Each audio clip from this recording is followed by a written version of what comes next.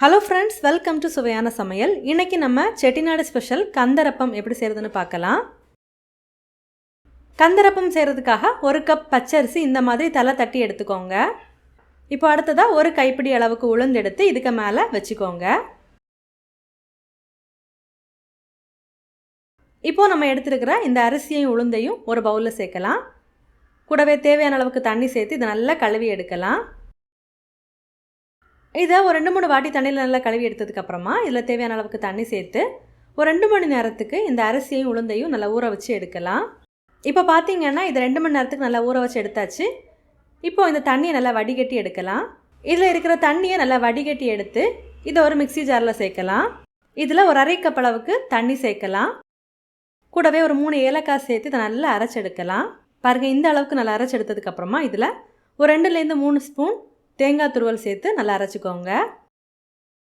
பாருங்கள், தேங்காய் துருவலையும் சேர்த்து நல்லா அரைச்சி எடுத்தாச்சு. இப்போது நம்ம அரிசியும் உளுந்தும் அளந்தெடுத்த கப்பிலையே ஒரு கப்புக்கு கொஞ்சம் கம்மியாக வெல்லம் எடுத்திருக்கேன். நல்லா சுத்தமான வெல்லமாக பார்த்து எடுத்துக்கோங்க. இப்போ இந்த வெல்லத்தையும் இதோட சேர்த்து நல்லா அரைச்சி எடுக்கலாம். பாருங்கள், இந்த அளவுக்கு அரைச்சி எடுத்துக்கோங்க. இப்போது இதை ஒரு பவுலில் சேர்க்கலாம். மாவோட பதம் பார்த்திங்கன்னா இந்த மாதிரி இருக்கணும். இப்போ நம்மளோட மாவு ரெடி ஆகிடுச்சு. அடுத்ததாக நம்ம இதை பணியாரமாக சுட்டு எடுக்கலாம். ஒரு கடாயில் இதை ஃப்ரை பண்ணுறதுக்கு தேவையான அளவுக்கு எண்ணெய் சேர்த்து நல்லா சூடு பண்ணிக்கோங்க. இதில் இந்த மாதிரி கொஞ்சமாக மாவு எடுத்து விட்டு பார்த்தீங்க அப்படின்னா மாவு உடனே எழும்பி மேலே வரணும். இப்போது எண்ணெய் நல்லாவே சூடாகியிருக்கு. இப்போது நம்ம பணியாரம் ஊற்ற ஆரம்பிக்கலாம். ஒரு கரண்டி மாவு எடுத்து இந்த எண்ணெயில் ஊற்றிக்கோங்க.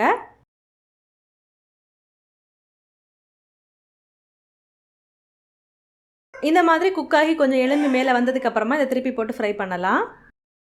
இப்போ இது நல்லாவே ஃப்ரை ஆகியாச்சு. இப்போ இந்த எண்ணெயிலேருந்து வடிகட்டி எடுக்கலாம். இந்த மாதிரி இருக்கிற எல்லா மாவையுமே எண்ணெயில் ஊற்றி ஃப்ரை பண்ணி எடுக்கலாம். பாருங்கள், எல்லாத்தையுமே ஃப்ரை பண்ணி எடுத்தாச்சு. இந்த அளவுகளில் செய்யும்போது உங்களுக்கு 12 கந்தரப்பம் கிடைக்கும். பாருங்கள், நம்மளோட கந்தரப்பம் ரொம்பவே சூப்பராக வந்திருக்கு. அவ்வளோதான், நம்மளோட சுவையான செட்டிநாடு ஸ்பெஷல் கந்தரப்பம் ரெடி ஆகிடுச்சு. நீங்களும் இந்த மாதிரி செஞ்சு பாருங்கள். செஞ்சு பார்த்ததுக்கப்புறமா உங்கள் கமெண்ட்ஸை மறக்காமல் எங்களோட ஷேர் பண்ணுங்கள். இந்த வீடியோ உங்களுக்கு யூஸ்ஃபுல்லாக இருந்தது அப்படின்னா வீடியோவை லைக் பண்ணி உங்கள் நண்பர்களோட பகிர்ந்து கொள்ளுங்கள்.